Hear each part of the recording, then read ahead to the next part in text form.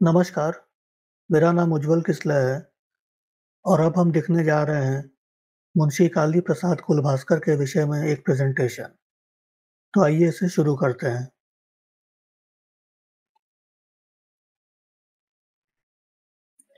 मुंशी काली प्रसाद कुलभास्कर का जन्म 3 दिसंबर 1840 में हुआ था और ये एक प्रसिद्ध लॉयर, ऑथर और फिलैंथ्रोपिस्ट थे। इनका सबसे महत्वपूर्ण योगदान जो आज भी याद किया जाता है, वो है कायस्थ पाठशाला की स्थापना करना।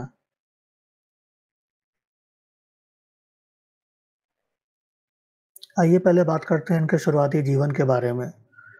काली प्रसाद का जन्म 3 दिसंबर 1840 में मुंशी दीनदयाल सिन्हा जी के परिवार में जौनपुर में उत्तर प्रदेश में हुआ था।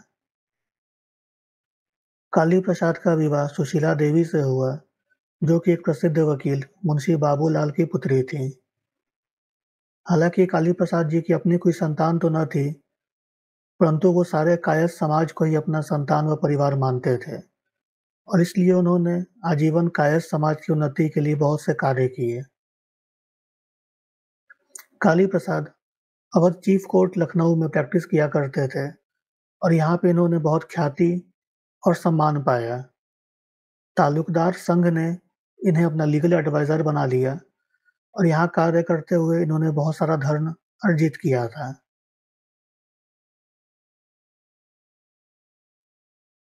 काली प्रसाद एक बहुत बड़े कायस्थ आइकॉन थे और उस समय समाज में जो परिस्थितियाँ थी और कायस्थ समाज के सामने जो चुनौतियाँ सामने आ रही थी, उसको इन्होंने स्वीकार किया व उसका उसका उत्तर भी दिया। काली प्रसाद जी ने कई सारे क्षेत्रों से ब्राह्मणों को निमंत्रण दिया और उनकी सभाओं को बुलाकर उनके द्वारा कायस्थ समाज की क्षत्रिय स्टेटस को मान्यता प्राप्त करवाई। काली प्रसाद के इस प्रकार के योगदानों को देखकर ही समाज ने उन्हें सम्मान के साथ कुलभास्कर की उपाधि प्रदान की। काली प्रसाद जी ने कायस्थ धर्म सभा की भी स्थापना की थी। काली प्रसाद जी का जो सबसे महत्वपूर्ण वर्क है, वो है यह पुस्तक है। काली प्रसाद जी ने the Kayastha ethnology an inquiry into the origin of the Chitraguptavanshi and the Chandraseniya Kayasthas को 1877 में पब्लिश किया। इस पुस्तक में इन्होंने ये साबित किया है कि वर्ण व्यवस्था के अनुसार कायस्थों का जो स्थान है वो क्षत्रिय है। उस समय में कई सारे लोग ऐसा मैलिशियस कैंपेन चला रहे थे जिसके द्वारा वो कायस्थों को नीचा दिखाने के लिए उन्हें शूद्र के रूप में साबित करना चाहते थे।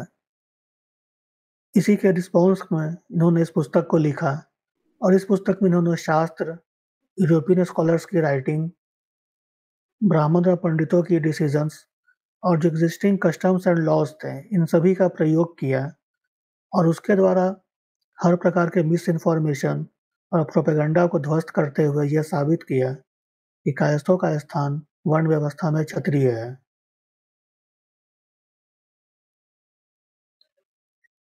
काली प्रसाद एक बहुत बड़े फिलैंथ्रोपिस्ट भी थे। समाज में एजुकेशन को बढ़ावा देने के लिए इन्होंने 1873 में कायस्थ पाठशाला की स्थापना की। शुरुआत में इस स्कूल में केवल 7 स्टूडेंट पढ़ते थे, परंतु ये बहुत तेजी से ग्रो करने लगा। 1888 में कलकत्ता यूनिवर्सिटी ने इसे रिकॉग्निशन भी दी और आज ये एक बहुत बड़ी संस्था है जो कि कई सारे अलग दूसरे इंस्टीट्यूशंस को भी चलाती है।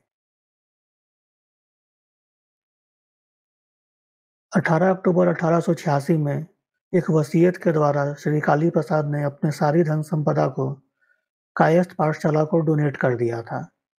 इसके कुछ दिनों बाद ही 9 नवंबर 1886 को ये स्वर्गवासी हो गए। अपने पीछे वो एक महान लेगेसी छोड़कर गए हैं और कायस्थ समाज के लिए इन्होंने जो कार्य किया है, उसके लिए समाज इन्हें सदा याद करेगा और सदा इनका ऋणी रहेगा। ऐसे महान व्यक्ति को हम सदा नमन करते हैं और इनके जीवन से प्रेरणा प्राप्त करते हैं। इस प्रेजेंटेशन को देखने के लिए आपका बहुत-बहुत धन्यवाद।